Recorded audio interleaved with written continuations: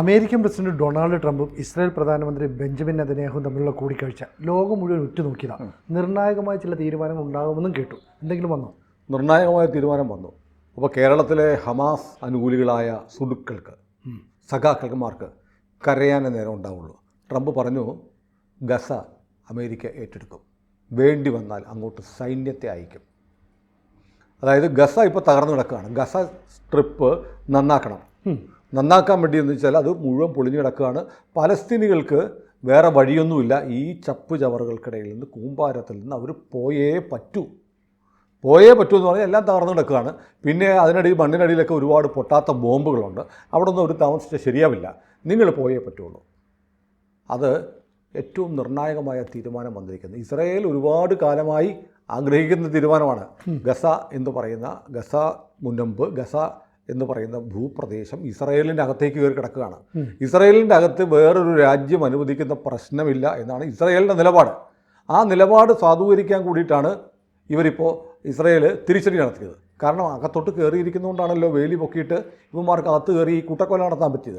അതുകൊണ്ട് ഇവന്മാരിനി അവിടെ വേണ്ട എന്ന് ഇസ്രായേൽ പറഞ്ഞതിനെ ബിബിയുമായിട്ടുള്ള ആദ്യത്തെ മീറ്റിങ്ങിൽ ട്രംപ് ശരിവച്ചിരിക്കുന്നു.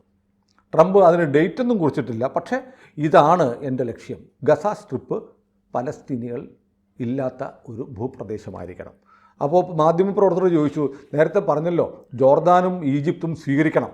ജോർദാൻ രാജാവിനോട് ഞാൻ സംസാരിച്ചിട്ടുണ്ടെന്ന് ട്രംപ് പറഞ്ഞു. ഈജിപ്തിനോട് ആവശ്യപ്പെടും. ഈജിപ്തിന് ചെയ്യാതിരിക്കാൻ പറ്റില്ല. കാരണം ഇസ്രായേൽ കഴിഞ്ഞാൽ അമേരിക്ക നേരിട്ട് സഹായിക്കുന്ന, സാമ്പത്തിക സഹായം ചെയ്തുകൊണ്ടിരിക്കുന്ന ഒരു രാജ്യം ഈജിപ്താണ്. അതുകൊണ്ട് ഈജിപ്തും ഞാൻ പറഞ്ഞാൽ കേൾക്കുമെന്നാണ് ട്രംപ് നേരത്തെ പറഞ്ഞത്. മാധ്യമപ്രവർത്തകർ ചോദിച്ചു, ജോർദാനും ഈജിപ്തും നോ പറഞ്ഞാൽ എന്തു ചെയ്യും? ട്രംപിൻ്റെ മറുപടി വളരെ വ്യക്തമാണ്. അദ്ദേഹം പറഞ്ഞു, അവർ നോ പറയുമെന്ന് ഞാൻ കരുതുന്നില്ല. അപ്പോൾ വളരെ കൃത്യമാണ്. അപ്പോൾ 15 ലക്ഷത്തോളം ആളുകളെ ഗസയിൽ നിന്നും മാറ്റണമെന്നുള്ള തീരുമാനം നേരത്തെ ട്രംപ് പറയുകയും ഇപ്പോൾ നെതന്യാഹുവിൻ്റെ സാന്നിധ്യത്തിൽ അത് പറയുകയും ചെയ്തു. കാരണം ഇപ്പം ഹമാസുമായി വെടിനിർത്തൽ കരാറുണ്ടല്ലോ. ആ കരാറ് നിൽക്കുമ്പോൾ ഒരു പക്ഷേ ഇസ്രായേൽ സേനയ്ക്ക് അവിടെ ചില ലിമിറ്റേഷൻസ് ഉണ്ട്. കാരണം രണ്ട് കൂട്ടരും തമ്മിൽ എഗ്രിമെൻ്റ് ഉണ്ട്. പക്ഷേ അമേരിക്കൻ പട്ടാളം വന്നാലോ അവർക്ക് കരാറൊന്നും ബാധകമല്ല. അതുകൊണ്ട് വേണ്ടി വന്നാൽ അമേരിക്കൻ ട്രൂപ്സിനെ അയക്കും എന്നാണ് ചോദ്യത്തിന് മറുപടിയായി ട്രംപ് മറുപടി പറയാതിരുന്നത്. അതായത് അമേരിക്ക ട്രൂപ്പിനെ അയക്കുമോ എന്ന ചോദ്യത്തിന് നോ എന്ന് ട്രംപ് പറഞ്ഞില്ല. എന്താണ് അവിടെ ചെയ്യേണ്ടതെന്ന് എനിക്കറിയാം, അത് ഞാൻ ചെയ്യും. വളരെ കൃത്യമാണ്. കാരണം അയക്കില്ല എന്ന് അസന്നിഗ്ധമായി പറയാത്തതുകൊണ്ട് അയക്കും എന്നാണത് വായിച്ചെടുക്കേണ്ടത്. അപ്പോൾ അമേരിക്ക ഇപ്പോൾ അതിൻ്റെ കാര്യവും പറഞ്ഞു. എന്തായാലും വെടിനിർത്തൽ കരാർ നടക്കുകയാണ്. അതിൻ്റെ 2ാം ഘട്ടത്തിന് വേണ്ടി ചർച്ച നടക്കുന്നു. അതുകൊണ്ട് ഇസ്രായേലിന് ചില പരിമിതികളുണ്ട്. എഗ്രിമെൻ്റ് നീക്കുന്നു. പക്ഷേ ഞങ്ങൾക്ക് വരാമല്ലോ, നിങ്ങൾ തമ്മിൽ അടിയുണ്ടാവാതെ നോക്കാമല്ലോ. അപ്പോൾ നമ്മൾ പറഞ്ഞത് അഫ്ഗാനിസ്ഥാനിൽ നിന്ന് സേനയെ പിൻവലിച്ചത് ട്രംപാണ്, അല്ലേ? അപ്പോൾ അതുകൊണ്ടാണ് താലിബാൻ അവിടെ വന്നത്. പക്ഷേ ഇപ്പോൾ ട്രംപ് ഇപ്പോൾ പറയുന്നു, ഞങ്ങൾ ഇനി യുദ്ധത്തിന് വേണ്ടി മുടക്കാൻ പണമൊന്നും ഇല്ല അമേരിക്കയ്ക്ക്. ആരുടെയെങ്കിലുമൊക്കെ സേഫ്റ്റി അമേരിക്ക ഉറപ്പാക്കുന്നുണ്ടെങ്കിൽ ഞങ്ങൾക്ക് അതിന് ഇൻഷുറൻസ് പോളിസി ചേരുന്ന പോലെ കാശ് വേണം എന്ന് പറഞ്ഞുകൊണ്ടിരിക്കുന്ന ആളാണ് ട്രംപ്. ഇലക്ഷന് മുമ്പേ പറഞ്ഞു, നാറ്റോയ്ക്ക് എന്തിനാണ്, നാറ്റോയിലെ രാജ്യങ്ങൾ അല്ലെങ്കിൽ ഉക്രൈൻ നാറ്റോയിൽ അപേക്ഷ കൊടുത്ത രാജ്യം, അവരുടെ സുരക്ഷ ഉറപ്പാക്കാൻ വേണ്ടി പണം കൊടുക്കുന്നു, ആയുധം കൊടുക്കുന്നു, അമേരിക്കയ്ക്ക് എന്ത് കിട്ടുന്നുണ്ട് എന്ന് ചോദിച്ച അതേ ട്രംപാണ് പറയുന്നത്, ഞങ്ങൾ ഇസ്രായേലിൻ്റെ നിലപാട് നടപ്പാക്കാൻ, ഇസ്രായേലിൻ്റെ ലക്ഷ്യം സാധിക്കാൻ വേണ്ടി ഞങ്ങൾ ട്രൂപ്പിനെ അയക്കുമെന്ന് മാത്രമല്ല സകല പലസ്തീനികളും അവിടെ നിന്ന് ഒഴിവായി പോകണം. അപ്പോൾ നമ്മുടെ ഇന്ത്യയിലും കേരളത്തിലും ഈ ഹമാസിന് വേണ്ടി, പലസ്തീന് വേണ്ടി നിലവിളിച്ചവർ ഇനി എന്തു പറയും? കേരളത്തിൽ ഒരുപക്ഷെ ട്രംപിൻ്റെ കോലം കത്തിച്ചുകൊണ്ടുള്ള പ്രകടനം ഇന്ന് നടക്കില്ലെന്ന് അറിയത്തില്ല. ഇന്ന് വൈകുന്നേരം നമ്മുടെ മറ്റു പല ചില 3 അംഗ ചർച്ചാ വേദികളിലൊക്കെ കണ്ണീരിൻ്റെ വലിയ കുത്തൊഴുക്കും ട്രംപിനെ ചീത്ത വിളിക്കലുമായിരിക്കും. ഏതായാലും ട്രംപ് അത് പറഞ്ഞു. ട്രംപിനെ സംബന്ധിച്ച് അമേരിക്കയ്ക്ക് ഒരുപാട് താല്പര്യങ്ങളുണ്ട്. നമ്മൾ സൂയസ് കനാലിന് ബദലായി നിർമ്മിക്കുന്ന ഒരു കനാല് അമേരിക്ക പ്ലാൻ ചെയ്തിരിക്കുന്ന, ട്രംപല്ല അമേരിക്കയ്ക്കും ബൈഡൻ്റെ കാലത്തും ഈ പദ്ധതിയുണ്ട്. അത് ഇസ്രായേലിലൂടെ വെട്ടി എടുത്താൽ സൂയസ് കനാൽ വഴിയുള്ള യാത്ര ഒഴിവാക്കാം. മാത്രമല്ല ഇസ്രായേലിൻ്റെ മണ്ണിലൂടെ എന്ന് പറയുമ്പം ഇസ്രായേലിൻ്റെ മണ്ണായി ഗാസ മാറണം. ഗാസ ഇസ്രായേലിൻ്റെ മണ്ണായി മാറിയാൽ ഇസ്രായേലിൻ്റെ ഭൂപ്രദേശത്തൂടെ അമേരിക്കൻ കപ്പലുകൾ ആ കനാലിലൂടെ പോകുന്ന ലോകത്തിലെ ഏറ്റവും സുരക്ഷിതമായ പാതയായിരിക്കും, അല്ലേ? കാരണം ഇസ്രായേലിനകത്ത് അമേരിക്കയ്ക്ക് പിടിക്കാനുണ്ടോ? ഇല്ല. അപ്പം ഗസ എന്ന് പറയുന്നത് ഇസ്രായേലിൻ്റെ ഭാഗമായി മാറണമെന്ന് ട്രംപ് പറഞ്ഞിരിക്കുന്നു എന്നതാണ് ഇന്നത്തെ ഇവർ തമ്മിലുള്ള കൂടിക്കാഴ്ചയുടെ ഏറ്റവും ശ്രദ്ധേയമായ വിവരം. നമ്മുടെ ഒരു ദിവസത്തെ വ്യത്യാസമുണ്ടല്ലോ. 4-ാം തീയതി പറയുമ്പോൾ നമുക്കിപ്പോൾ 5 അവിടെ 4-ാം തീയതി കഴിഞ്ഞ് 5 പോകുന്നതേ ഉള്ളൂ. ഇത്തരം ചിന്തകൾ ട്രംപ് ആദ്യം കൊണ്ടുവന്നപ്പോൾ തന്നെ അബ്ദുള്ള രണ്ടാമൻ അന്ന് ജോർദാൻ രാജാവ് പറഞ്ഞത്, ഞങ്ങൾ നേരത്തെ കുറേ പേരെയൊക്കെ ഇവിടെ പാർപ്പിച്ചിരുന്നു, ഇനിയും ഞങ്ങൾക്കതൊരു ബുദ്ധിമുട്ടാകുമോ എന്നുള്ള രീതിയിലുള്ള ഒരു അഭിപ്രായ പ്രകടനം. അതാണ് ഇപ്പോൾ മാധ്യമങ്ങൾ ചോദിച്ചത്. അവർ നോ പറഞ്ഞാൽ എന്ത് ചെയ്യും? ട്രംപ് അതിനുള്ള മറുപടി അവർക്ക് സംസാരിക്കാൻ പറ്റാത്ത മറുപടി കൊടുത്തു. അവർ നോ കരുതുമെന്ന് ഞാൻ പറയുന്നില്ല എന്ന് പറഞ്ഞാൽ ഈ പറയുന്ന അബ്ദുള്ള രാജാവിനെ വൈറ്റ് ഹൗസിലേക്ക് വിളിക്കും എന്നാണ് അതിൻ്റെ ആയിരിക്കാം. ഇപ്പോൾ സിനുവിനോട് ഇപ്പോൾ ഞാനൊരാളോട് പറയാ, സിനുവിനോട് ചോദിക്കൂ, സിനു തരും. സിനു തരുമോ? സിനു നോ പറയുമെന്ന് ഞാൻ കരുതുന്നില്ല എന്ന് ഞാൻ പറയുന്ന വീഡിയോ സിനുവിനെ കാണിച്ചാൽ സിനു പിന്നെ നോ പറയുമോ? അറിയില്ല. അബ്ദുള്ള രാജാവും ഈജിപ്ത് പ്രസിഡന്റും വെട്ടിലായി. കാരണം ട്രംപ് പറയുകയാണ് അവർ രണ്ടുപേരും നോ പറയുമെന്ന് ഞാൻ കരുതുന്നില്ല എന്ന് പറഞ്ഞാൽ ഇനി നോ പറയാനുള്ള ഓപ്ഷൻ ഇല്ല. അവരുടെ വായടച്ചു ട്രംപ്. അപ്പോൾ സംഭവിക്കാൻ പോകുന്നത് വിശാല ഇസ്രയേൽ എന്നുള്ള ലക്ഷ്യത്തിലേക്ക് ഇസ്രയേൽ മാറുകയാണ്. ട്രംപ് ജനുവരി 20 ചാർജ് എടുക്കുന്നു, അധികാരം ഏറ്റെടുക്കുന്നതിന് തൊട്ട് മുമ്പ് ട്രംപ് ഒരു വീഡിയോ പോസ്റ്റ് ചെയ്തിരുന്നു. ആ വീഡിയോ പോസ്റ്റ് ചെയ്തപ്പോൾ നമ്മളിവിടെ സംസാരിച്ചു. Trump son of a bitch നെതന്യാഹുവിനെ വിളിക്കുന്നൊരു വീഡിയോ ആയിരുന്നു. ആ വീഡിയോ കഴിഞ്ഞ തവണ ട്രംപ് തോറ്റുപോയി ബൈഡൻ ജയിച്ചപ്പോൾ ഇസ്രായേൽ പ്രധാനമന്ത്രി എന്ന നിലയിൽ ഔദ്യോഗികമായി ആശംസിക്കണമല്ലോ. ബൈഡനെ ആശംസകൾ അർപ്പിച്ചുകൊണ്ട് നെതന്യാഹു ഒരു പോസ്റ്റ് ഇട്ടപ്പോൾ അതിന് മറുപടിയായിട്ടാണ് ഈ തെരുവിൽ നടത്തിയത്. ആ പോസ്റ്റ് വീണ്ടും സ്ഥാനമേറ്റെടുക്കും മുമ്പ് ട്രംപ് ഇട്ടത് വലിയ വിവാദമായിരുന്നു. ട്രംപിന് നെതന്യാഹുവിനോട് താല്പര്യമൊന്നുമില്ല എന്ന് പൊതുവിൽ ചർച്ച ചെയ്യപ്പെട്ടു. അത് എന്തിന് ട്രംപ് ചെയ്തെന്ന് ട്രംപിന് മാത്രമേ അറിയാവുള്ളൂ. അതുകൊണ്ട് ഇവർ 4-ാം തീയതി നടക്കുന്ന മീറ്റിംഗ്, 4-ാം തീയതി നടന്ന മീറ്റിങ്ങിൻ്റെ പ്രത്യേകത എന്താ? ട്രംപ് ചാർജ് എടുത്തതിന് ശേഷം ആദ്യം കാണുന്ന ലോക നേതാവാണ്. First invitation നെതന്യാഹുവിനാണ്. നെതന്യാഹുവിന് കൊടുത്തു എന്ന് മാത്രമല്ല, നെതന്യാഹുവിനെ സ്വീകരിച്ചു. നെതന്യാഹുവിൻ്റെ ലീഡർഷിപ്പിനെ കുറിച്ച് വല്ലാതെ പ്രൈസ് ചെയ്ത് സംസാരിച്ചു. അങ്ങനെ വളരെ പോസിറ്റീവായിട്ട് എടുക്കുകയും നെതന്യാഹുവിൻ്റെയും ഇസ്രായേലിൻ്റെയും വലിയ സ്വപ്നമായ ഇസ്ലാം മതവിശ്വാസികളായ പലസ്തീനികൾ, ഞാൻ അങ്ങനെ തന്നെ പറയാം. കാരണം ഇവിടെ ഇസ്രയേലിൽ മുസ്ലിമുകളുണ്ട്, ഇസ്രയേൽ പൗരന്മാരായ മുസ്ലിമുകളുണ്ട്.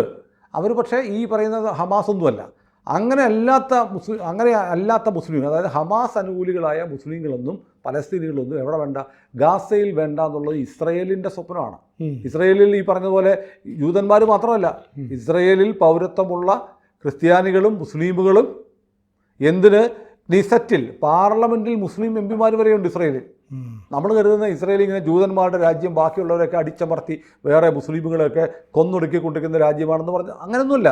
അവിടെ പാർലമെൻറ്റിൽ മുസ്ലിം എംപിമാർ വരെയുണ്ട്. അതായത് ഇസ്രയേലിലെ മുസ്ലിങ്ങൾക്ക് അങ്ങനെ പരാതിയും പ്രശ്നമൊന്നുമില്ല. അവർ അവരുടെ രാജ്യത്തിൻ്റെ കൂടെയാണ്. നമ്മുടെ രാജ്യത്തെ ചില ആളുകളെ പോലെയല്ല. നമ്മുടെ രാജ്യത്ത് ജീവിക്കുകയും മറ്റ് ചില രാജ്യങ്ങൾക്ക് വേണ്ടി നിൽക്കുകയും. കഴിഞ്ഞ ദിവസം കണ്ടില്ലേ, അത് പറയുമ്പോഴാണ് പെട്ടെന്ന് പറഞ്ഞത്. ഒരു ബ്രിട്ടീഷ് മലയാളി, ബ്രിട്ടനിലെ നേഴ്സാണ്. അദ്ദേഹം ട്രെയിനിൽ യാത്ര ചെയ്യുമ്പോൾ വന്ദേ ഭാരത് യാത്ര ചെയ്തു.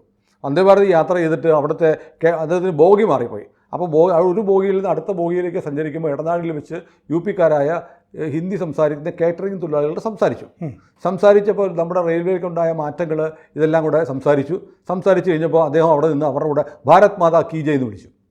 എന്നിട്ട് അടുത്ത സീറ്റിലിരുന്നു പുള്ളി. എന്നിട്ട് വീഡിയോ എടുത്തിട്ട് പറഞ്ഞു, ഇപ്പോൾ വന്ദേ ഭാരത് വന്നിരിക്കുന്നു, നല്ല സൗകര്യമാണ്. പണ്ട് വന്ദേ ഭാരതിന് കല്ലെറിഞ്ഞവർ ഇപ്പോൾ വന്ദേ ഭാരതിൽ സംസാരിക്കുകയാണെന്ന് പറഞ്ഞ് വീഡിയോ ഷൂട്ട് ചെയ്തു. ഇത് തൊട്ടടുത്തിരുന്ന ഒരു മുസ്ലിം ചെറുപ്പക്കാരൻ്റെ കുടുംബമായിട്ട് പോകുമായിരുന്നു. അയാൾക്ക് ഇഷ്ടപ്പെട്ടില്ല. അയാൾ ഉടനെ എന്ത് ചെയ്തു? ഞങ്ങളെ ആക്ഷേപിച്ചെന്ന് പറഞ്ഞ് പരാതി കൊടുത്ത് ഇയാളെ പിടിച്ചിറക്കി. ആകെ പുലിവാലായി. പോലീസ് ഇയാളെ, ബ്രിട്ടീഷ് പൗരനായ അയാളെ പിടിച്ചുകൊണ്ട് പോയി സ്റ്റേഷനിലിരുത്തി. ഇയാളെ തീവണ്ടി പോയി, ഇയാൾക്ക് BP കൂടി, അങ്ങനെയൊക്കെ ഉണ്ടായി. ആലോചിക്കൂ. അപ്പോൾ നമ്മുടെ നാട്ടിൽ ഭാരത് മാതാ കീ ജയ് വിളിച്ചാൽ ഇഷ്ടപ്പെടാത്ത ആളുകൾ പോലും നമ്മുടെ രാജ്യത്തുണ്ട്. പക്ഷേ ഇസ്രയേലിലെ മുസ്ലിമുകൾ അങ്ങനെയല്ല. അവർ ഇസ്രയേൽ പൗരന്മാരായി നിന്ന് ഇസ്രയേലിന് വേണ്ടി നിലകൊള്ളുന്ന മുസ്ലിമുകൾ ഇസ്രയേലിലുണ്ട്, കുറവാണെങ്കിൽ പോലും. പക്ഷേ ഇപ്പം ഗസയിൽ ആരാ വേണ്ടത്? ഹമാസ് വേണ്ട, ഇസ്രയേൽ വിരുദ്ധരായ മുസ്ലിമുകൾ വേണ്ട എന്നാണ് ഇസ്രയേൽ മുന്നോട്ട് വെക്കുന്ന ആശയം. അത് ട്രംപ് എൻഡോഴ്സ് ചെയ്തിരിക്കുന്നു. കാരണം ഗസ ഇനി ഹമാസ് ഇല്ലാത്ത ഗസയായിരിക്കണം എന്ന് വെച്ചാൽ ഇസ്രയേലിൻ്റെ സ്വന്തമായിരിക്കണം. വിശാല ഇസ്രയേൽ എന്നുള്ളത് മാത്രം. ഇതിനകത്ത് വേറൊരു സംഭവം കൂടിയുണ്ട് കേട്ടോ, നമ്മൾ പറയാതെ വയ്യ. അപ്പം ട്രംപ് എന്ന് പറയുന്നത് ഒന്നാം തരം കച്ചവടക്കാരനാണ്. ട്രംപ് കച്ചവടക്കാരനാണ് എന്നതിൻ്റെ ഏറ്റവും വലിയ തെളിവ് ട്രംപിന് എന്തുകൊണ്ട് ഗസയിൽ കണ്ണുണ്ട് എന്ന് നോക്കുമ്പോൾ നെയ്യപ്പം തിന്നാൽ രണ്ടുണ്ട് കാരണം അല്ലേ, രണ്ടുണ്ട് സൗകര്യം, രണ്ടുണ്ട് കാര്യം എന്ന് പറയുന്നത് പോലെ ഗസയിൽ നിന്ന് പലസ്തീനികളെ മുഴുവൻ ജോർദാനിലേക്കോ ഈജിപ്തിലേക്കോ മാറ്റുക, ഗസ ഫ്രീ ആക്കുക. പറയുന്ന ന്യായം അവിടെ നിർമ്മാണ പ്രവർത്തനങ്ങൾ, ബോംബുകൾ ഡീആക്ടിവേറ്റ് ചെയ്യൽ, അങ്ങനെയുള്ള കാര്യങ്ങൾ. കാരണം ഈ തകർന്നു കിടക്കുന്ന ഗസ പുനർനിർമ്മിക്കാൻ മിനിമം ഒരു 10 വർഷമെങ്കിലും എടുക്കും. അപ്പോൾ അതുകൊണ്ട് അത് മനുഷ്യസാധ്യമല്ല ഇപ്പോൾ അവിടെ താമസിക്കൽ. അതുകൊണ്ട് നിങ്ങൾ മാറൂ എന്ന് പറയുമ്പോൾ അവിടെ ഒരു റീകൺസ്ട്രക്ഷൻ വർക്കുണ്ട്. അതെ, റീകൺസ്ട്രക്ഷൻ വർക്ക് ആര് ചെയ്യുമെന്നതാണ് പ്രധാനപ്പെട്ട ചോദ്യം. അതിനകത്ത് ഇസ്രയേലിൻ്റെ ആഗ്രഹവും സാധിച്ചു കൊടുക്കാം, എൻ്റെ ചില സ്വകാര്യ ആഗ്രഹങ്ങളും സാധിക്കാം എന്നൊരു ഐഡിയ ട്രംപിനുണ്ടോ എന്നൊരു സംശയമുണ്ട്. അതിന് കാരണം വൈറ്റ് ഹൗസിലെ അഡ്വൈസറായിരുന്ന ട്രംപിൻ്റെ മരുമകൻ ജാർഡ് കുഷ്നർ മുമ്പൊരിക്കൽ ഈ ഗസ സ്ട്രിപ്പിനെ കുറിച്ച് മനോഹരമായ ഒരു പരസ്യവാചകം പോലെ ഒരു വാചകം പറഞ്ഞു. നമ്മൾ ഗോഡ്സ് ഓൺ കൺട്രി എന്നൊക്കെ പറയുന്ന പോലെ ഗസയെ ട്രംപിൻ്റെ മരുമകൻ വിശേഷിപ്പിച്ചത് ഏറ്റവും വിലമതിക്കുന്ന വാട്ടർ ഫ്രണ്ട് എന്നാണ് പറഞ്ഞത്. അപ്പോൾ നമ്മൾ നമ്മുടെ നാട്ടിൽ വസ്തു മേടിക്കാൻ പോയാൽ കായലിന്, നദിക്ക്, പുഴയ്ക്ക് ഒക്കെ വാട്ടർ ഫ്രണ്ടായിട്ടുള്ള പ്രോപ്പർട്ടിക്ക് ഭയങ്കര വിലയാണ്, വില കൂടുതൽ. അപ്പോൾ ബുഷിൻ്റെ മരുമകൻ പറഞ്ഞത് ഗസ എന്ന് പറഞ്ഞാൽ ലോകത്തിലെ ഏറ്റവും വിലമതിക്കുന്ന വാട്ടർ ഫ്രണ്ട് ലാൻഡാണ്, പ്രോപ്പർട്ടിയാണെന്ന് പറഞ്ഞു. എന്ന് പറഞ്ഞാൽ എന്താണ്? ഒന്നാം തരം കച്ചവടമാണ്. അവിടെ ഇനി ഗസയിൽ ഈ കുഴപ്പങ്ങളും ബോംബും യുദ്ധവും ആക്രമണവും കൊലപാതകവും നിലവിളിയും കണ്ണീരും ചോരയും ഒക്കെ മാറിയിട്ട് അവിടെ ലോകത്തിലെ ഏറ്റവും നല്ല മനോഹരമായ വാല്യുബിളായിട്ടുള്ള വാട്ടർ ഫ്രണ്ട് എന്ന നിലയിൽ ഗസയെ ഡെവലപ്പ് ചെയ്യുക. ഒരു ശാന്തസുന്ദര രാജ്യമായി, ഒരു ശാന്തസുന്ദര പ്രദേശമായി അത് മാറുക. അവിടെ അമേരിക്കയുടെ ഇപ്പോഴത്തെ പ്രസിഡൻ്റായ ട്രംപിൻ്റെ കുടുംബത്തിന്, അദ്ദേഹത്തിൻ്റെ ബിസിനസ് താല്പര്യങ്ങൾക്ക് ഇസ്രയേലിന് സ്റ്റേക്ക് ഉണ്ടായിരിക്കുന്ന ഒരു ഭൂവിഭാഗമായി മാറുക. അങ്ങനെ അപ്പോൾ സാമ്പത്തികമായി മെച്ചം അമേരിക്കയ്ക്കും ട്രംപിൻ്റെ വ്യവസായ താല്പര്യങ്ങൾക്കുണ്ട്. ഇസ്രയേലിനാവട്ടെ എക്കാലത്തെയും ഒരു പൊതുശല്യം, നിരന്തര ശല്യമായിരുന്ന ഹമാസ് എന്നുള്ള ശല്യം, പലസ്തീനികൾ എന്നുള്ള ശല്യം ഒഴിവാക്കപ്പെട്ടിരിക്കുന്നു, ഒഴിവായി കിട്ടുന്നു. ഇനി വെസ്റ്റ് ബാങ്ക് എന്ന് പറയുന്ന ആ പരിമിത വൃത്തത്തിൽ പലസ്തീൻ ഒതുങ്ങാൻ പോവുകയാണ്. പലസ്തീൻ എന്നുള്ള സ്വപ്നത്തിന് ഒപ്പം ട്രംപ് ഇല്ല എന്നാണ് ഈ സന്ദർശനത്തിൻ്റെ ആകെ തുക വിളിച്ചു പറയുന്നത്. ഇത് സംബന്ധിച്ച് കൂടുതൽ വിവരങ്ങൾ ഇനി വരാനിരിക്കുന്നേ ഉള്ളൂ. അപ്പം നമുക്ക് ഒരു വട്ടം കൂടി ഇരിക്കേണ്ടി വരും. ഒന്നുറപ്പാണ്, ഗസ ഇനി അമേരിക്കക്ക് വേണം. അവിടെ വേണ്ടി വന്നാൽ അമേരിക്കൻ പട്ടാളം ഇറക്കും. അപ്പം മതമൗലികവാദമായിട്ട് നിൽക്കുന്നതിന് ഒന്നും ഇനി അവിടെ ഒന്നും ഉണ്ടാവില്ല. അവരൊക്കെ വേണമെങ്കിൽ ജോർദാനിൽ പോട്ടെ, ഈജിപ്തിൽ പോട്ടെ. അവിടെ ചെല്ലുമ്പോൾ വേറെ കാര്യമുണ്ടേ, അവിടെ ചെല്ലുമ്പോൾ അവിടെ പോയി കുഴപ്പമുണ്ടാക്കിയ ജോർദാനും ഈജിപ്തും കൈകാര്യം ചെയ്തോളാം. അപ്പോൾ ഇവിടെ നിലവിളിക്കില്ല. കാരണം ഞങ്ങളുടെ ആളുകളെ തല്ലിയാൽ നിങ്ങൾക്കെന്താ എന്ന് ചോദിച്ചോളൂ. അതെ അതെ. കൂടുതൽ വാർത്തകളും വിശേഷങ്ങളും നിങ്ങളിലേക്ക് എത്താൻ ABC മലയാളം സബ്സ്ക്രൈബ് ചെയ്യുക, ബെൽ ബട്ടണും അമർത്തുക.